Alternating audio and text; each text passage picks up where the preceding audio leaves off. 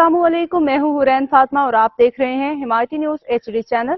नजर डालते हैं आज की अहम खबरों पर। कराची मरीर पुलिस का स्ट्रीट क्रिमिनल्स के खिलाफ कामयाब मुकाबला। थाना सुखन पुलिस ने स्ट्रीट क्रिमिनल्स के खिलाफ कार्रवाई करते हुए एक डाकू को मुकाबले के बाद जख्मी हालत में गिरफ्तार कर लिया, जबकि इसका साथी फरार होने में कामयाब हो गया।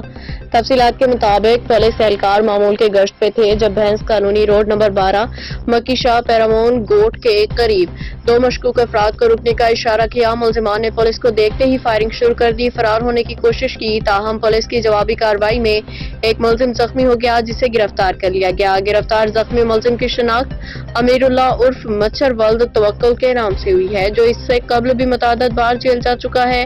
पुलिस ने मुलजिम के कब्जे से 30 बोर पिस्तौल बरामद कर ली, जबकि फरार होने वाले मुलजिम की तलाश जारी है।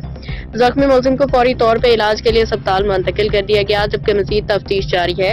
SHO सुखन सैयद अतील शाह के मुताबिक इलाके में स्ट्रीट क्राइम के खिलाफ सख्त कार्रवाइयां जारी रहेंगी। हाकिम अली दाल की रिपोर्ट। मजीद अपडेट्स के लिए देखते रहें हिमायती न्यूज HD चैनल।